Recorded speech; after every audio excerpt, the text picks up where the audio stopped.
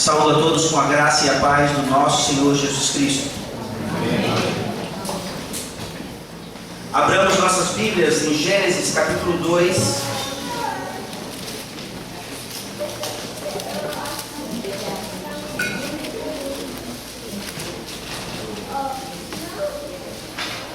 Gênesis 2,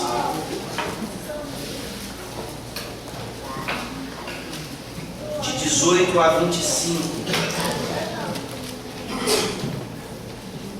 Voltamos hoje à nossa série em Gênesis, com esse capítulo maravilhoso sobre essa porção, na verdade, maravilhosa das Sagradas Escrituras, sobre a instituição do matrimônio.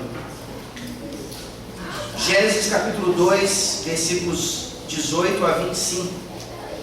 Essa é a palavra inerrante do nosso Deus. Disse mais o Senhor Deus: não é bom que o homem esteja só. Far-lhe-ei uma auxiliadora que lhe seja idônea. Havendo, pois, o Senhor Deus formado da terra todos os animais do campo e todas as aves dos céus, trouxe-os ao homem para ver como este lhe chamaria. E o nome que o homem desse a todos os seres viventes, esse seria o nome deles. Deu nome o homem a todos os animais domésticos, às aves dos céus e a todos os animais selváticos. Para o homem, todavia, não se achava uma auxiliadora que lhe fosse idônea. Então o Senhor Deus fez cair pesado sono sobre o homem, e este adormeceu. Tomou uma das suas costelas e fechou o lugar com carne. E a costela que o Senhor Deus tomara ao homem, transformou-a numa mulher e lhe a trouxe. E disse o homem: esta, afinal, é osso dos meus ossos e carne da minha carne, chamar-se-á varoa, porquanto do varão foi tomado. Por isso, deixa o homem pai e mãe e se une à sua mulher, tornando-se os dois uma só carne. Ora, um e outro, o homem e sua mulher, estavam nus e não se envergonhavam. Amém? Amém. Vamos orar. Ó Deus bendito, Deus do matrimônio, Deus que instituiu o casamento desde o princípio, lembra-nos nessa manhã, ajuda-nos a ativar a nossa memória. E se ainda não sabemos disso, nos ensina poderosamente que o casamento, o matrimônio, não é uma instituição meramente humana. Não foi a sociedade que evoluiu e precisou então estabelecer contratos entre pessoas para que seus bens fossem protegidos e tantas outras razões. Não, Senhor. Desde aquele princípio, o Senhor estabeleceu esse relacionamento maravilhoso entre homem e mulher somente, para refletir principalmente aquela comunhão gloriosa que sempre houve, sempre existiu na Santíssima Trindade. Ó Deus, abre os nossos olhos nessa manhã para não olharmos apenas para os nossos casamentos, os nossos relacionamentos, achando que a Tua Palavra é simplesmente um livro, um manual que nos ensina a termos casamentos mais felizes e melhores. Sem dúvida alguma, a Tua Palavra nos ensina a isso, nos ajuda nisso. Mas abre os nossos olhos nessa manhã para percebermos aquilo lá no princípio já. O noivo e a noiva, o segundo Adão e aquela que tem de ser purificada por causa do pecado de Eva, a Tua amada igreja, o Teu povo, aqueles que estão unidos a Cristo por causa simplesmente do Senhor ter nos amado primeiro. Ó Deus, abençoa-nos nessa manhã. Que as palavras deste púlpito sejam palavras que mais uma vez choquem o mundo lá fora. E se esse mundo adentrou essa igreja por algum motivo, que aqueles que têm seguido o seu manual secular de relacionamento, que tudo isso caia por terra hoje, ó Deus. e casamentos sejam restaurados, e relacionamentos entre solteiros preservados.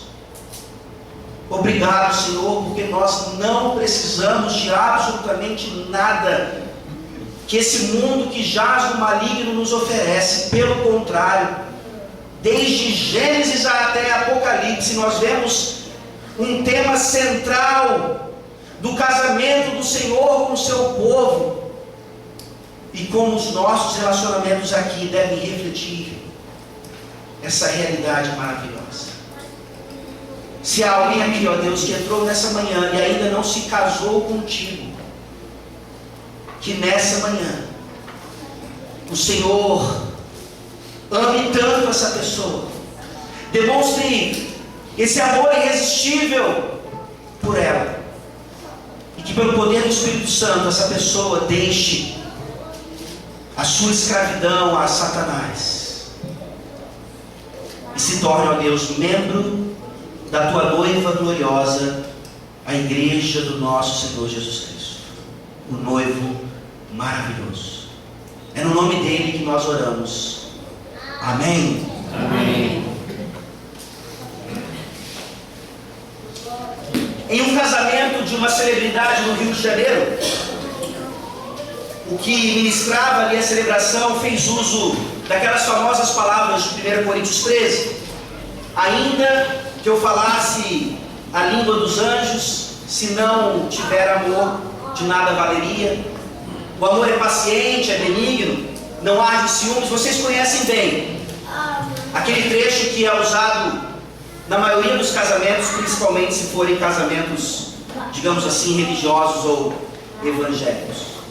Mas o interessante foi notar como um repórter, fazendo a sua reportagem a respeito daquele casamento, ele conseguiu escrever que as palavras daquele pastor foram belíssimas, todas elas inspiradas naquela música de Renato Russo, música que certamente utilizava as palavras de 1 Coríntios 13 e também palavras de Camões e as suas próprias palavras, poeta que ele era. Ora, aquele repórter conseguiu a façanha de dizer que Renato Russo escrevera as palavras que eram de Camões, e pior ainda, que Renato Russo escrevera palavras que eram do próprio Espírito Santo de Deus.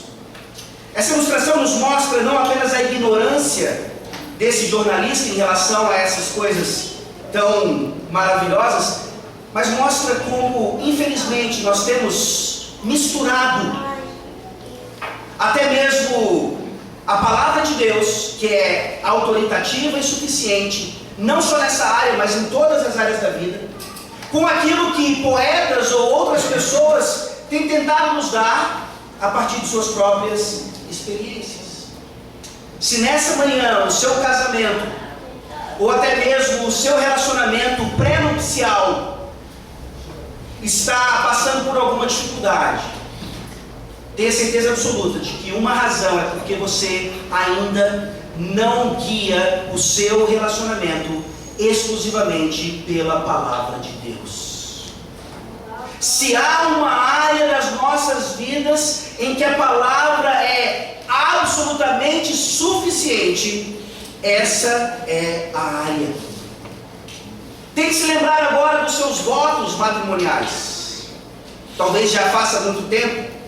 Você nem sequer lembra se foi um voto extemporâneo que você fez ali na hora, ou se você repetiu as palavras do pastor, ou se você leu alguma coisa que você tinha preparado anteriormente. Mas tente se lembrar. Tente perceber se o seu matrimônio hoje ele está refletindo aqueles votos. Se você, de alguma maneira, mesmo que você não tenha coragem de declarar isso, se arrepende de ter feito aqueles votos. Se você pudesse voltar atrás, você talvez desse ouvidos àqueles seus colegas da época, aqueles seus amigos, que disseram que você estava entrando numa prisão e que dali nunca mais sairia até que a morte os separasse. Nós olhamos para as Sagradas Escrituras nessa manhã, meus queridos irmãos, e nós percebemos aqui muito mais do que um manual para um casamento feliz, manual para um relacionamento pré-nupcial puro diante do Senhor, mas nós vemos aqui o Deus triuno, Criador, sustentador, instituindo o casamento para o bem-estar da humanidade, e mais do que isso, para refletir a própria Trindade nesses relacionamentos. O Deus triuno institui o casamento lá no início, o matrimônio lá no começo, para o bem-estar sim da humanidade, mas principalmente para refletir a Santíssima Trindade e o seu relacionamento perfeito.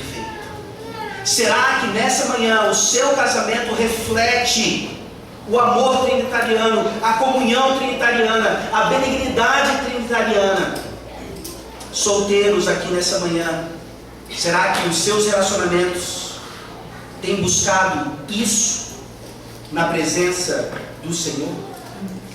Nós olhamos para esse texto, estamos terminando o capítulo 2 de Gênesis, e nós percebemos aqui finalmente então, antes da queda, antes do fatídico capítulo 3, Deus estabelecendo então, de uma vez por todas, os mandatos criacionais. Nós vimos lá no começo do capítulo 2, como Deus estabeleceu desde o princípio o mandato espiritual.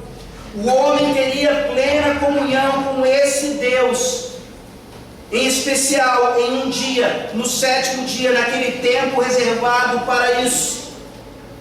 Continuando no capítulo 2, Deus estabelece então aquilo que nós chamamos de mandato cultural. O homem trabalharia os outros 6 dias, o homem geraria cultura os outros 6 dias, ele dominaria a terra nos outros 6 dias, e nesse sétimo descansaria e estaria na presença especialíssima do Senhor. E aqui então, terminando agora o capítulo 2, o Senhor Deus estabelece com o homem o mandato social.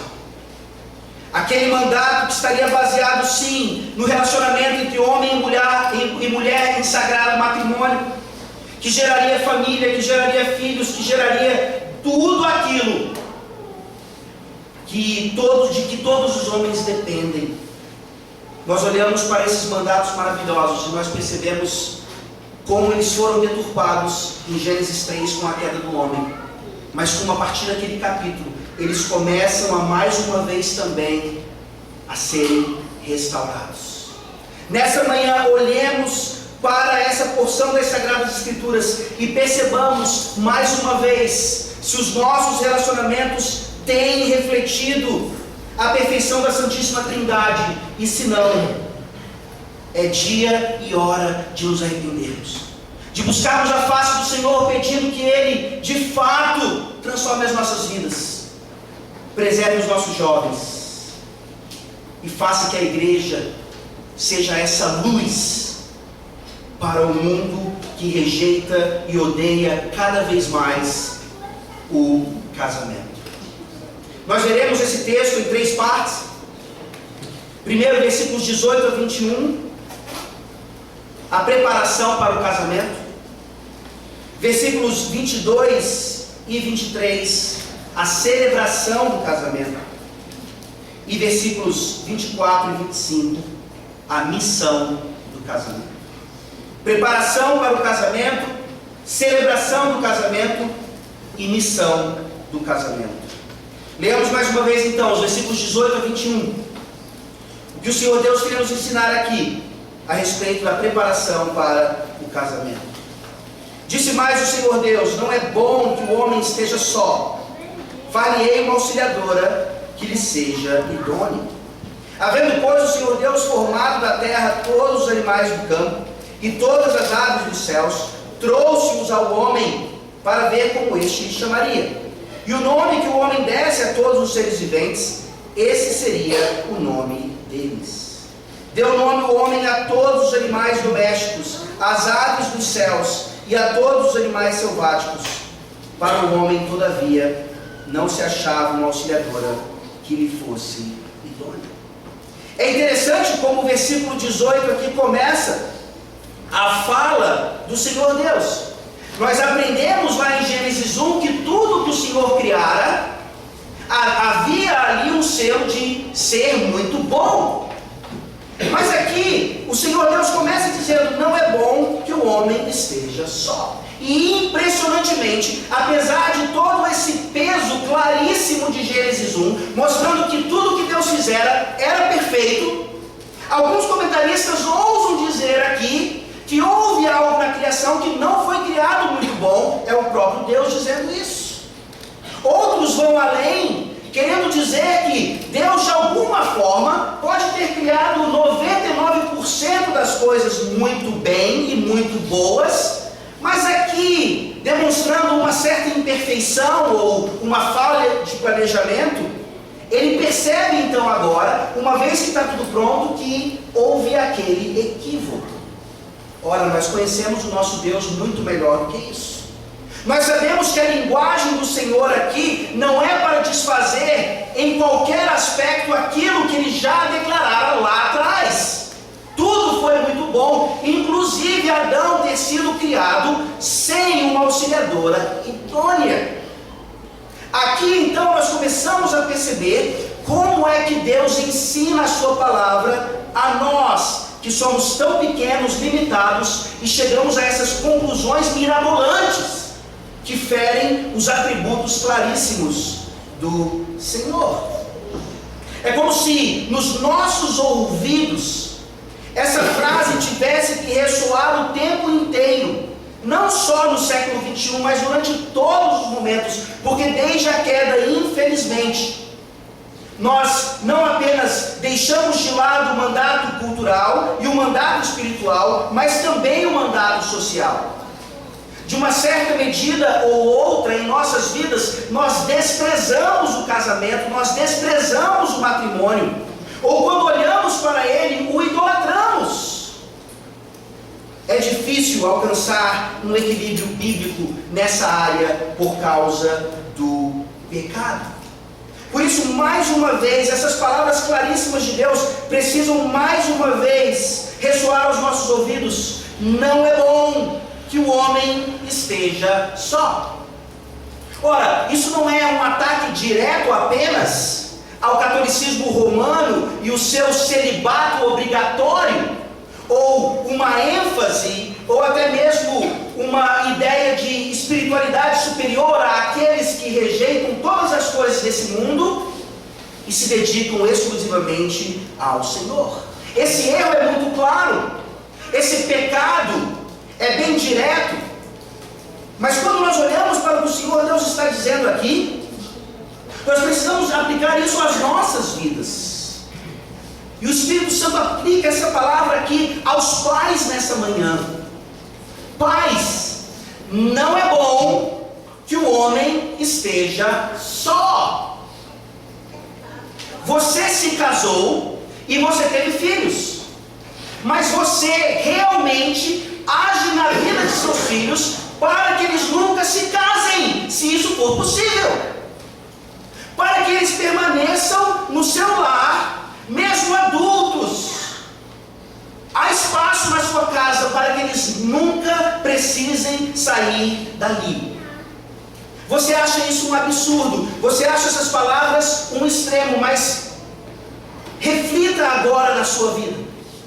Pense no seu coração de fato em relação a essas coisas. Eu já ouvi de uma mãe aqui que não sabia que eu estava ouvindo, que se ela pudesse, os seus filhos não se casariam.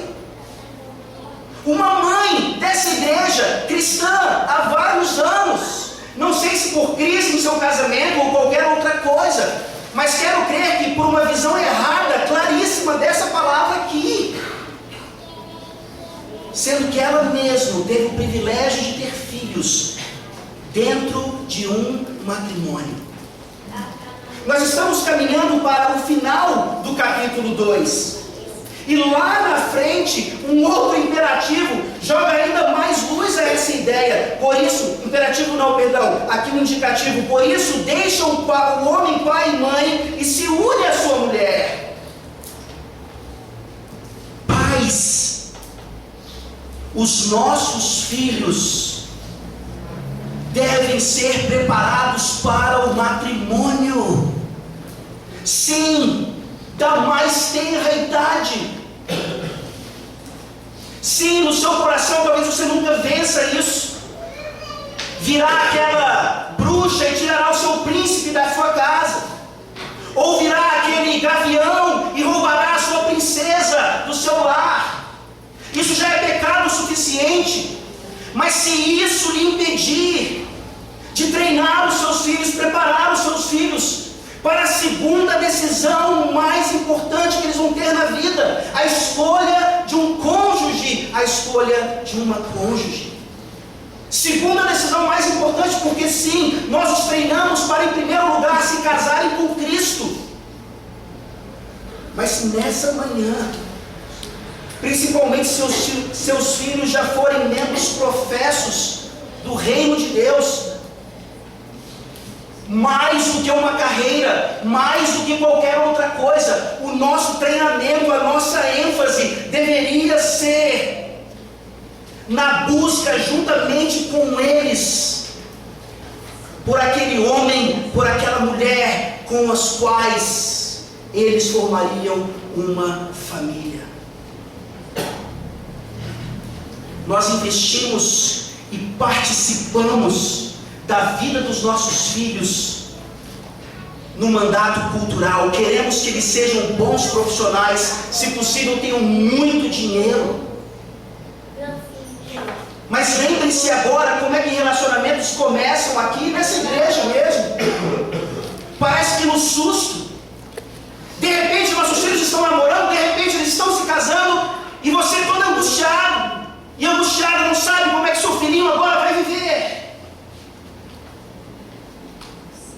Meus queridos irmãos, a palavra de Deus é clara, que não é bom que o homem esteja só.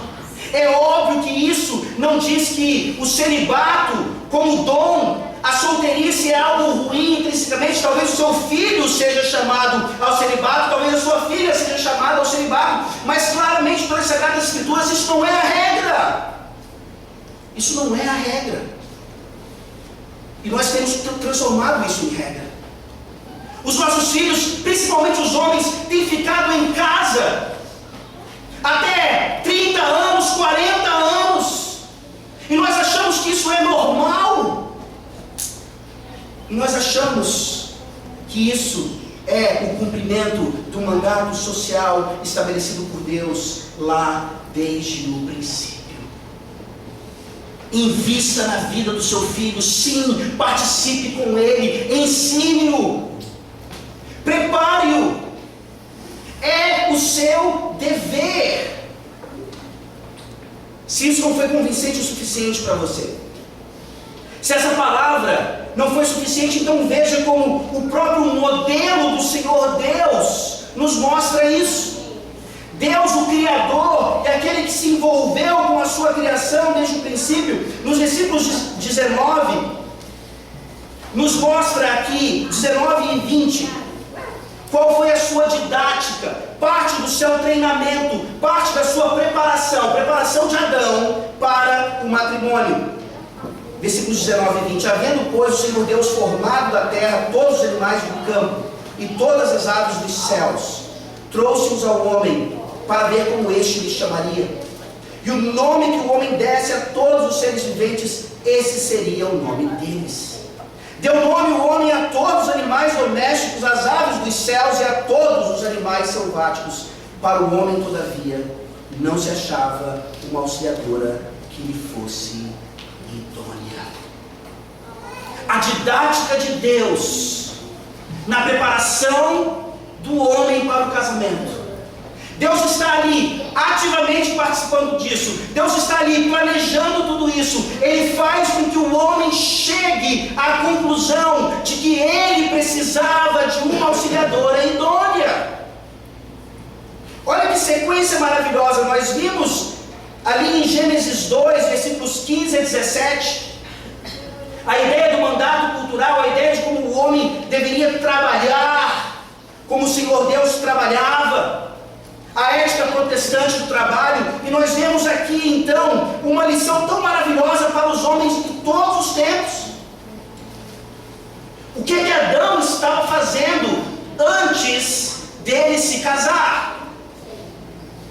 Ele não estava assistindo televisão, ele não estava em grupos de WhatsApp, ele não estava curtindo a vida adoidado, enquanto não se prendesse para sempre a sua esposa. Ele estava trabalhando, ele estava realizando um mandato cultural. Ele não estava de perna para cima na sua casa, comendo pipoca, mas estava cumprindo aquilo que o Senhor Deus estabelecera desde o princípio. E essa mensagem agora é diretamente para vocês jovens, principalmente homens solteiros. A sua solteirice não é para você ficar assistindo televisão em casa. A primeira pergunta é: por que você ainda está solteiro na idade que você tem, com a formação que você tem?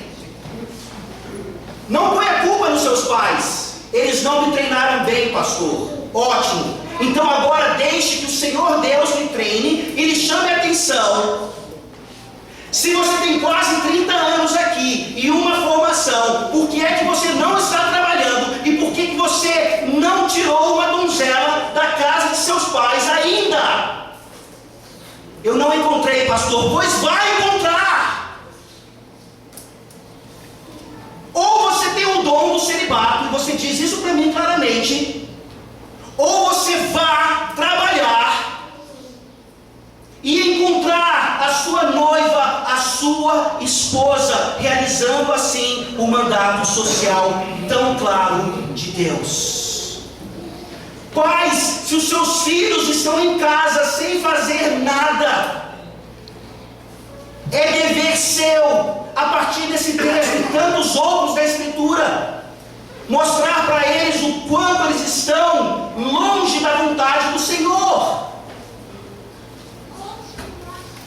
Eu deveria ter feito essa aplicação no sermão retrasado do mandato cultural, mas creio que agora cabe bem ainda. O pastor teólogo Jay Adams, ele dá uma orientação fantástica para aqueles que estão desempregados, ou solteiros ou casados, e aqui aplica-se bem aos marmanjos da igreja. Marmanjos, se você não tem um emprego, não põe a culpa naqueles que não estão lhe oferecendo emprego.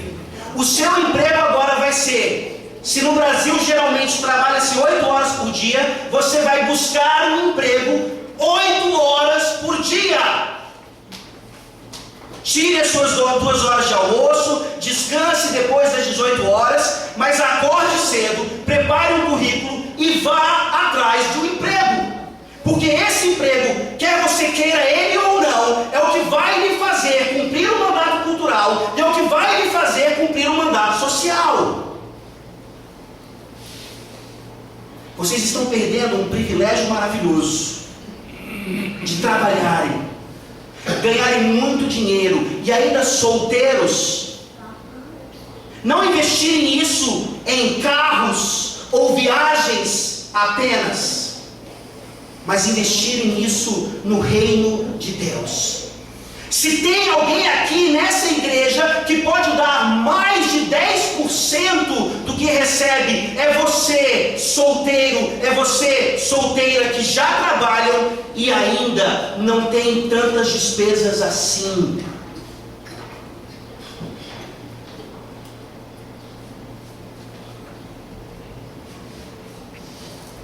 O começo do mandato social aqui nos mostra o quanto os nossos filhos, principalmente os homens, são mimados e não treinados à luz da palavra de Deus. O Senhor Deus leva o homem então, realizando o mandato cultural, dando nome aos animais, didaticamente ensinando a perceber que aquele animal tinha uma fêmea, aquele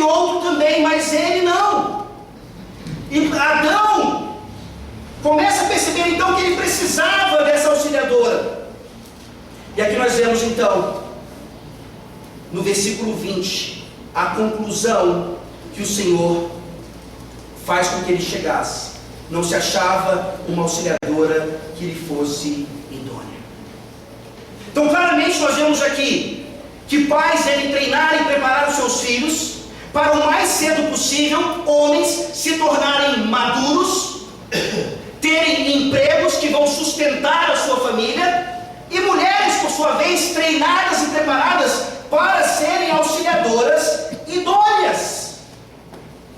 Nós veremos no próximo ponto, não inferiores, não superiores, mas como um comentarista disse, que veio do lado de Adão, de uma das suas costelas, não da cabeça para dominar o homem, e nem dos pés para ser pisada por ele, mas do seu lado, para que fosse de fato uma auxiliadora, alguém que andasse juntamente com ele, fazendo sim o mandato cultural, dominando a terra e tendo o prazer e o privilégio do mandato social e todas as suas bênçãos.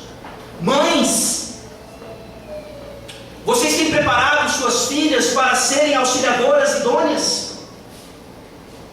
Ou ainda reina nesta igreja o pensamento satânico de que mulheres não podem ser criadas assim, porque elas não podem depender de seus maridos, porque senão, quando forem abandonadas, elas não vão ter como se sustentar. Meus irmãos, isso parece absurdo, mas mães nessa igreja pensam assim e treinam suas filhas assim. As mulheres têm o privilégio de não terem nos seus ombros a carga que os homens têm, de terem que ser o sustento primordial das famílias, o sustento primordial daquilo que é o resultado óbvio do mandato social, não apenas um relacionamento entre homem e mulher, mas um relacionamento que gera filhos e que deve ser então sustentado. Eu ouso dizer que nessa manhã não são esses princípios que têm nos guiado. Basta ver a vida dos nossos jovens. Eles têm buscado, têm lido livros, mas isso não é suficiente. Nós pais, caso realmente tenhamos nos desviado desses princípios, nós precisamos nos arrepender, nós precisamos confessar os nossos pecados aos nossos filhos e rogar a eles que eles sejam diferentes de nós, que a próxima geração e a outra, até a volta do nosso Senhor Jesus Cristo, seja uma geração fiel àquilo que nós aprendemos tão claramente aqui. Mães, vocês têm ensinado suas filhas a serem submissas. Vejam que coisa interessante. Quando o Senhor Deus, Ele cria Eva, Ele forma Eva, Ele não faz da mesma maneira que Ele fez com Adão. Ele tira Eva de Adão. Mais uma vez aqui mostrando o princípio da representatividade. Aquela atitude, aquela ação indicava que Eva seria necessariamente submissa a Adão, que Eva receberia inclusive, como nós veremos em seguida, um nome de Adão, mostrando a sua autoridade. Quando nós olhamos para casamento e tantas coisas ligadas a ele, não é à toa, meus queridos irmãos, que quando uma mulher se casa, ela recebe o nome do marido. Hoje em dia as pessoas têm nomes cada vez mais grandes, cada vez maiores, porque elas querem preservar todos os sobrenomes, mesmo que eu tenha, por uma tradição absurda, que colocar aquele nome patriarcal daquele homem ali. Não interessa quantos nomes você preserva da sua família anterior, uma vez que você se casa, o selo de Deus, ali na sua certidão de casamento, no seu novo nome é patriarcalismo bíblico. E se isso faz você tremer nessa manhã, então cuidado com como você tem lido as Escrituras. Foi Deus quem estabeleceu desde o princípio aquilo que nós chamamos o sistema patriarcal. É o nome do homem que continua. É a linhagem masculina que continua sendo o representante. Isso de modo algum inferioriza as mulheres ou torna os homens pessoas que podem tratá-las de qualquer forma. Mas é um privilégio seu ter o nome do seu marido estampado agora no seu sobrenome. Você tem dificuldades em receber o nome do seu marido? Você acha isso machismo? Você acha que hoje, no século XXI, cada um pode ter o nome que quiser? Pois saiba que essa é uma reação do mundo em relação às instituições de Deus. Não deveria ser a nossa. Os nossos homens, treinados cada vez melhor para serem o cabeça, e nossas mulheres, treinadas cada vez melhor para serem suas auxiliares. Lembre-se do seu casamento. Lembre-se daquilo que aconteceu antes do seu casamento e responda a seguinte pergunta: você se preparou bem para o casamento? Provavelmente não. Seus pais provavelmente só se envolveram com o seu casamento para pagar a festa. Eles talvez tenham dito para você que aquele noivo ou aquela noiva não lhe eram devidos, mas você mesmo assim casou com ele ou com ela. Não queira isso para o seu filho. Nessa manhã, Deus está nos dando a oportunidade de nos arrependermos dos nossos pecados passados e de fato darmos ouvido a Ele. Você tem preparado bem os seus filhos para o casamento? Pare de tomar sustos. Pare de dar sustos à igreja. Reconheça a sua responsabilidade. Como o Senhor Deus atuou ativamente na preparação de Adão para o casamento, faça isso também para que os nossos filhos, os nossos netos experimentem o que é um mandato social verdadeiramente bíblico e não apenas por tabela. Essa é a preparação para o casamento e tudo o que isso implica. Nós vemos agora então nos versículos 21 e 22, 22 e 23, a celebração do casamento. E a costela do Senhor Deus tomara o homem, transformou-a numa mulher e lhe a trouxe. E disse o homem: esta afinal é osso dos meus ossos e carne da minha carne, chamar-se-á varoa, porquanto do varão foi tomada. Impressionantemente. Talvez nunca tínhamos pensado dessa forma antes, mas aqui nós temos a celebração do primeiro matrimônio, que serviria então de modelo para todos os outros. E eu pergunto a vocês então, lembre-se dos seus votos, mas agora tem que se lembrar quanto custou a cerimônia do seu casamento. Quanto custa a cerimônia do casamento de seus filhos? Nós olhamos então agora para a celebração ali realizada pelo próprio Deus entre Adão e Eva, e nós percebemos ali claramente a simplicidade da cerimônia. E Deus nos dizendo que Ele está muito mais interessado no nosso matrimônio do que no nosso casamento. Mas nós estamos dispostos a gastar, se eu estiver correto, por volta de 100 mil reais, talvez até mais, em uma festa que dura algumas horas, legítima, mas que talvez acabe num divórcio daqui a 10 anos. De que vai servir aquele álbum maravilhoso, aquele vídeo sensacional, uma vez que o seu matrimônio, que vale mais do que 100 mil reais, tiver acabado por causa de um divórcio? Quanto custa a cerimônia de um casamento? É infinitamente menor o preço do quanto custa o matrimônio. Mais uma vez, nós invertemos os valores. Nós investimos tudo o que temos naquela única noite, naquela única festa. E depois, os 20, 30, 40 anos, se Deus assim nos der vitória, são anos de luta e de sofrimento, muitas vezes porque não nos submetemos àquilo que o Senhor Deus ensina em sua palavra.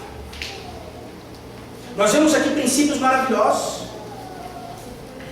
Deus aqui cria Eva, Ele transforma a costela de Adão em uma mulher e Ele traz, ou Ele leva a mulher a Adão. Nós nunca devemos nos acostumar ou achar isso corriqueiro demais, o fato de que um pai, o cabeça daquela família, o líder espiritual daquele lar, é quem vai trazer agora a sua donzela, a sua virgem,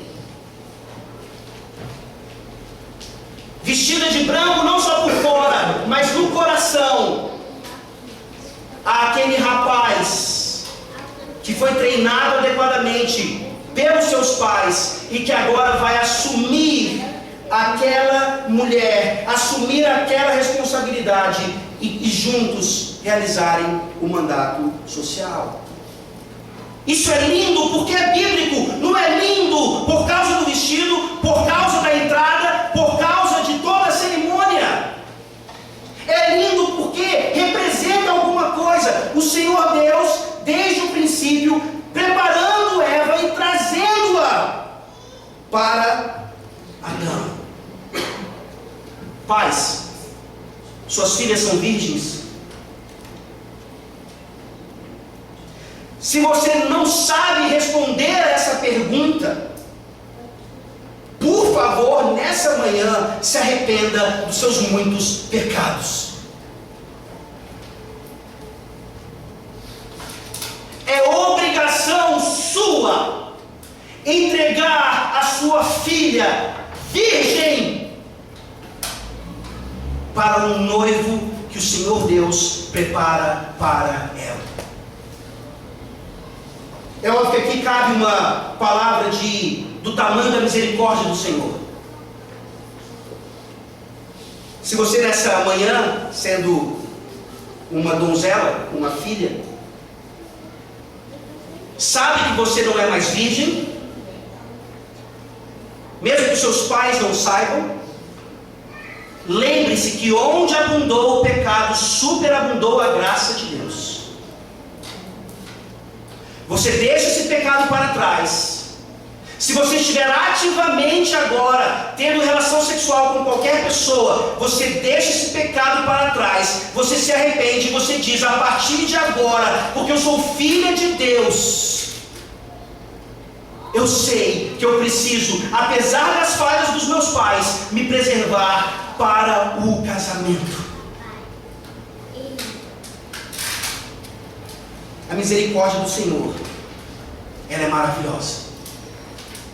Mas se nessa manhã nós estamos ouvindo essas palavras e nós continuarmos a nossa vida de sempre, como famílias do mundo tratam seus filhos, isso é mais uma vez pisar no sangue de Jesus derramado na cruz do Calvário por cada um de nós. O Evangelho é evangelho de segundas, terceiras, quartas chances. Mas o Senhor Deus não é zombado. Ouça essa palavra. Prepare seus filhos adequadamente para o casamento.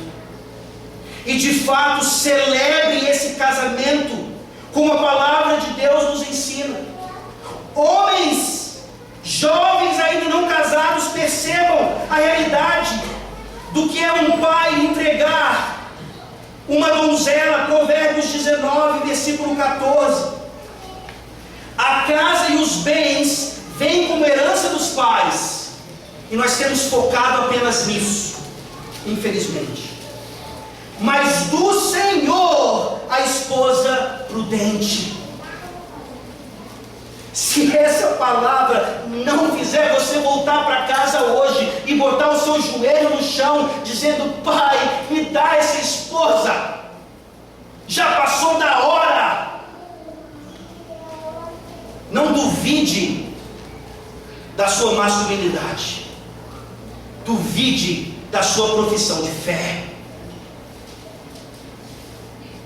O Senhor Deus se empolga em ver os seus jovens crescendo, tendo como prioridade o matrimônio.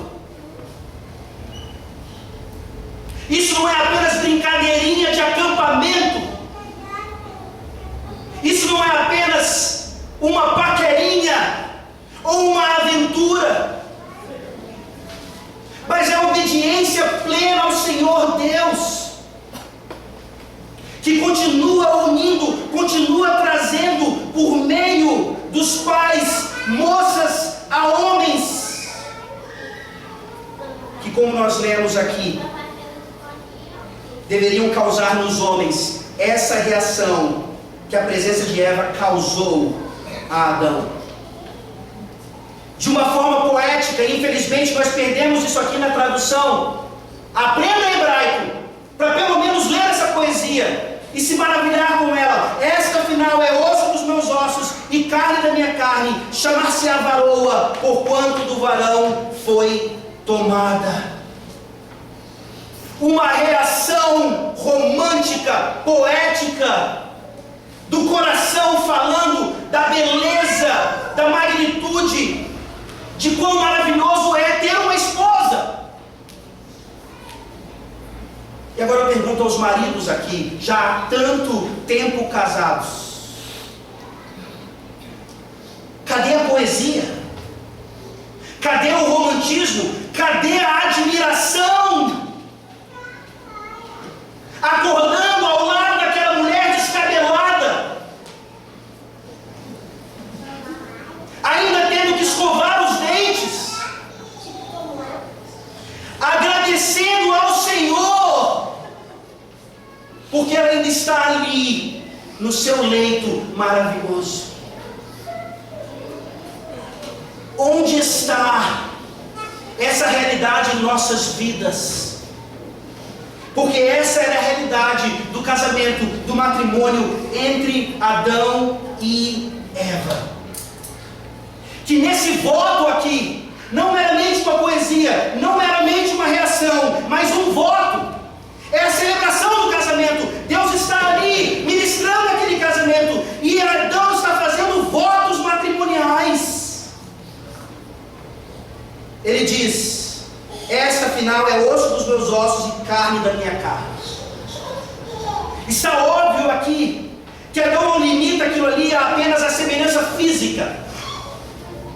Ora, graças a Deus, ele olha para os animais, nenhum consegue realizar aquilo que só um ser humano seria capaz de realizar. Não, o cachorro não é o melhor amigo do homem. Não substitua relacionamentos humanos por relacionamentos com animais. É uma mulher, é uma semelhante, mas ao mesmo tempo diferente, que vai lhe dar esse complementarismo. Na sua poesia, no seu voto, ele enfatiza o osso e a carne, mas fica óbvio aqui, que quando Deus toma aquela costela, a partir de Adão, Eva não é meramente material, mas ela tem uma alma também.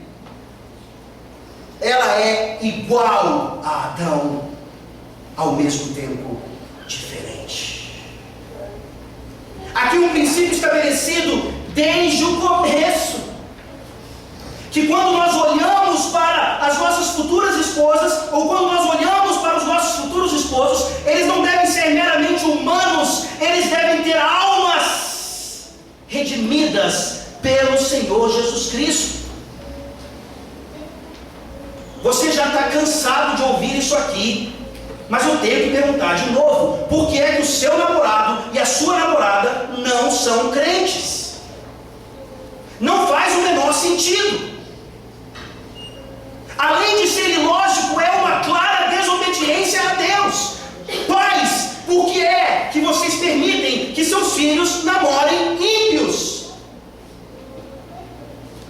Porque se eu impedir, pastor, então ele vai fugir de casa. Que fuja de casa.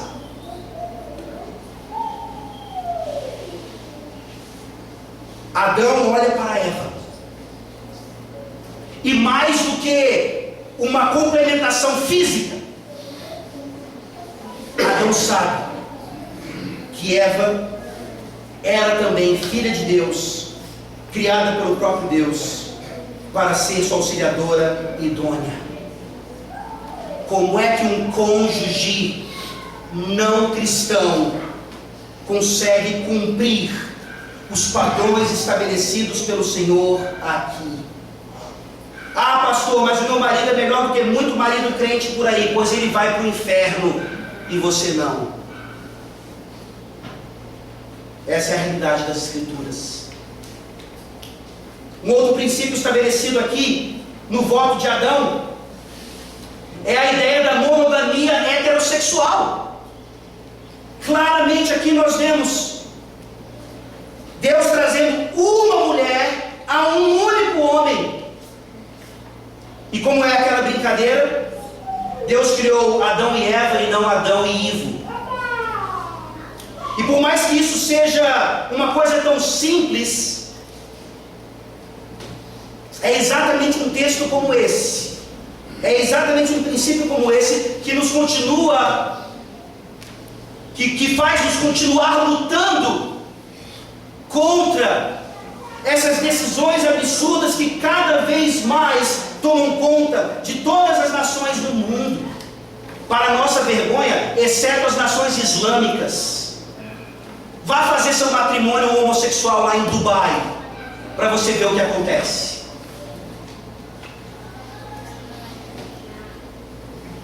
Como é que vai a sua monogamia heterossexual?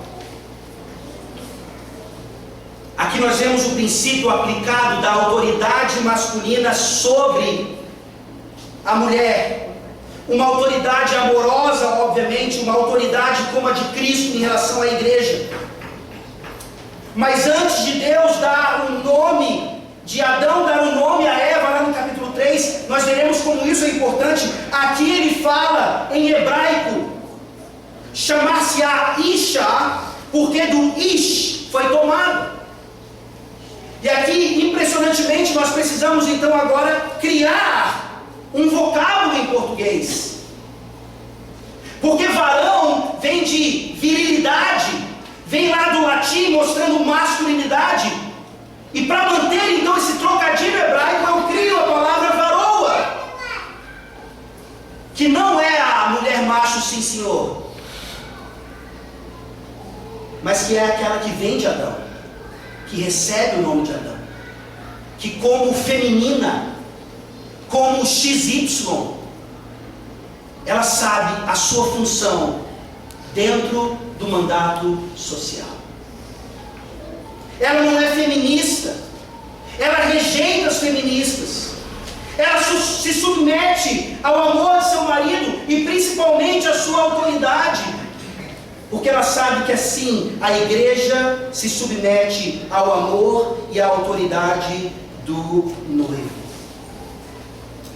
Como nós precisamos renovar os nossos votos. Como nós precisamos de mais declarações de amor. Como nós precisamos recelebrar tantos casamentos aqui nessa manhã. Para terminarmos, meus irmãos, nós vamos agora aos versículos 24 e 25. E nós percebemos aqui ao longo desse texto não apenas a preparação para o casamento, não apenas a celebração do casamento de forma gloriosa, mas agora a missão do casamento, o propósito do casamento. Versículos 24 e 25. Por isso deixa o homem pai e mãe, e se une à sua mulher, tornando-se os dois uma só carne. Ora, um e outro, o homem e sua mulher, estavam nus, e não se envergonharam. Bem rapidinho aqui, nós olhamos para essa missão do casamento, do matrimônio, e nós percebemos aqui a sabedoria e a fidelidade do dos teólogos de Westminster, escrevendo lá no capítulo 24 da Confissão de Fé, na seção 2, exatamente esses propósitos aqui. Prestem atenção, eu vou usá-los aqui como um pequeno esboço. O matrimônio foi ordenado para o mútuo auxílio de marido e mulher. Eles se tornam uma só carne. Para a propagação da raça humana por uma sucessão legítima, ao se tornarem uma só carne, eles vão gerar outros seres humanos. E para evitar-se a impureza, o sexo e a sua pureza vão ser preservados apenas no matrimônio. Essa é a missão do matrimônio, essa é a missão do casamento. Uma parceria, uma unidade. Se até agora você não percebeu isso, então perceba. Eu mostrei para vocês que o Deus triuno, ele institui o matrimônio não apenas para o bem-estar da humanidade, mas para refletir a Trindade. Só um casamento heterossexual mostra o que é a unidade entre pessoas diferentes. Trindade, comunhão perfeita entre aqueles que são iguais em essência, poder, glória, mas que são diferentes enquanto pessoas e enquanto funções. Mais uma vez eu pergunto: o seu matrimônio reflete a Santíssima Trindade? Nós olhamos então agora para essa unidade, essa parceria, o fato de eles se tornarem uma só carne, se unindo a sua mulher, o homem deixando a casa e se unindo a sua mulher, nos mostrando o quanto essa unidade tem faltado em nossos casamentos. Sim, o cachorro não é o melhor amigo do homem, mas o seu cônjuge é o seu melhor amigo. A sua esposa é a sua confidente. Você prefere estar com a sua esposa, ou você ainda vai para a casa da mamãe? Você prefere estar com a sua esposa, com o seu esposo, ou você prefere estar nas reuniões da igreja? Unidade significa isso. Não é proibido ir à casa da mamãe, não é proibido ir à reunião da igreja. Mas nós temos preferido essas coisas a estarmos com os nossos cônjuges. Nós temos preferido outras coisas do que realmente glorificar a Deus por meio dessa unidade que deveria ser inquebrável. E ela se aplica de tantas formas em nossas vidas. É difícil, obviamente, ter unanimidade. São dois pecadores.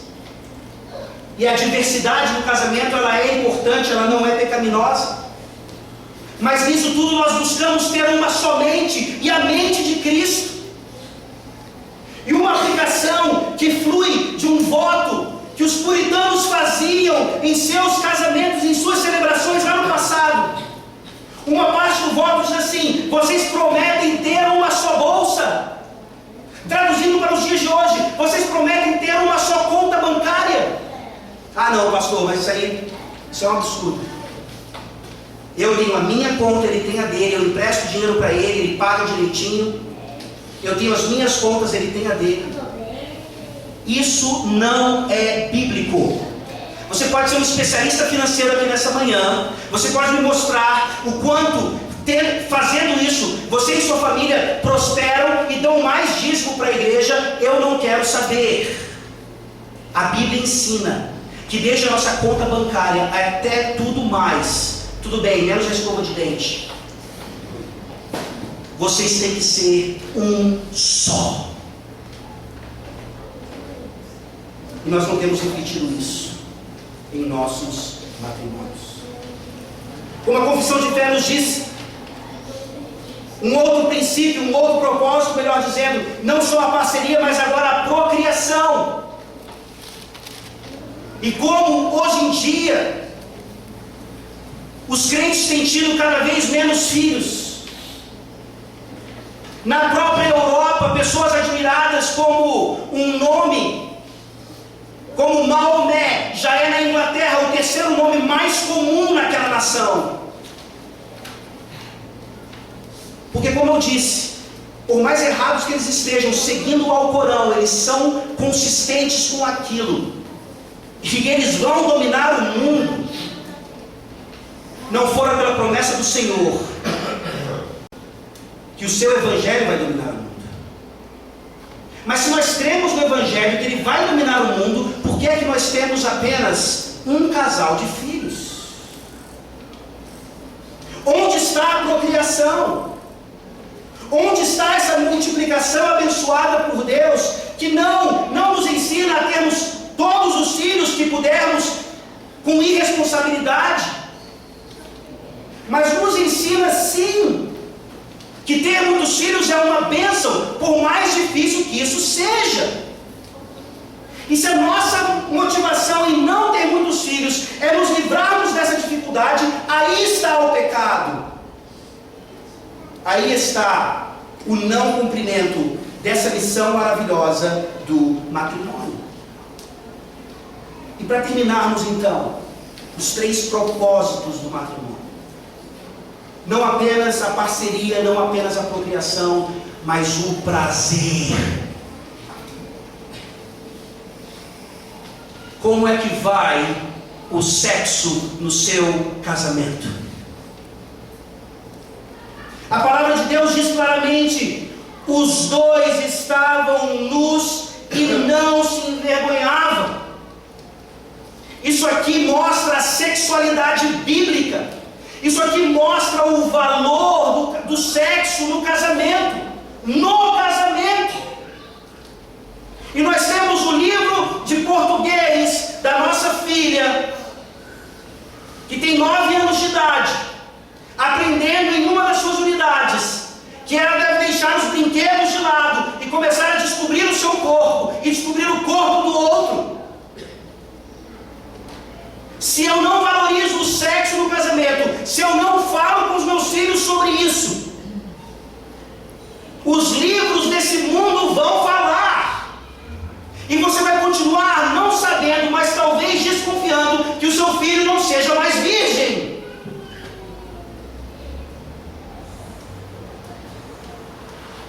Mais uma vez, eu não poderia deixar de repetir isso aqui. Se você é solteiro, se você está fora de um casamento hoje e você não tem mais a sua virgindade física, lembre-se que o Senhor Deus lhe restaura.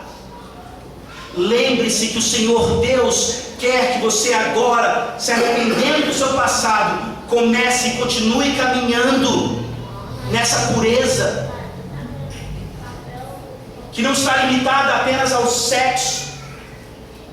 Mas mais uma vez esse texto vem nos mostrar por inferência uma dedução lógica clara, que esse prazer, o prazer das carícias, o corpo do outro, ele só é meu depois dos votos. Se você tem um namoro aqui nessa manhã e você diz assim: ufa, ainda bem que eu ainda não transei com o meu namorado ou com a minha namorada, mas você faz tudo mais, você está quebrando esse princípio. O prazer do sexo ou das carícias sexuais, ela é para o marido e para a mulher. É por isso que relacionamentos de namoro não precisam demorar tanto tempo. É impossível que os seus hormônios consigam se controlar. Você sabe disso mais do que eu.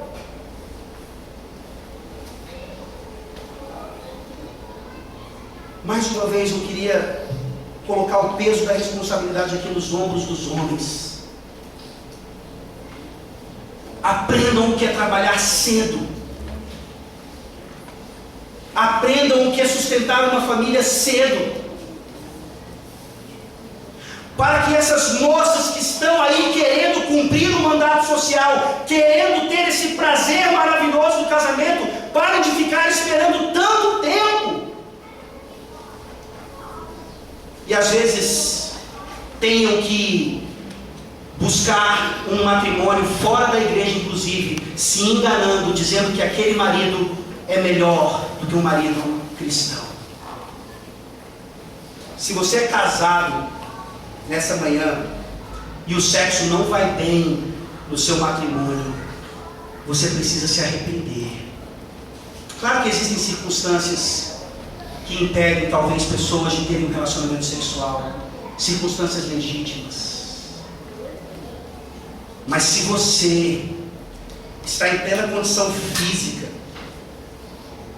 para glorificar a Deus com o sexo, você não tem feito isso, isso é um pecado grave diante do Senhor, gravíssimo diante do Senhor.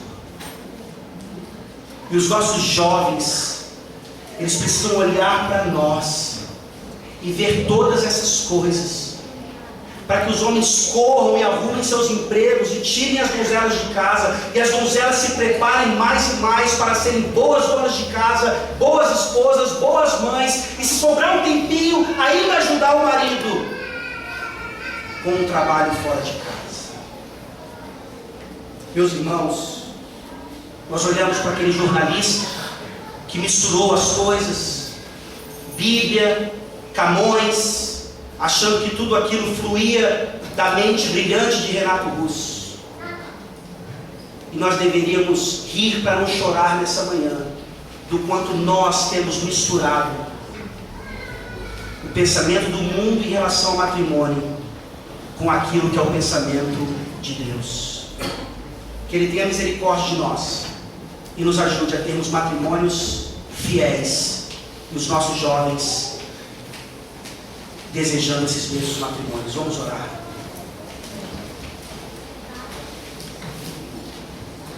Ó Deus Todo-Poderoso,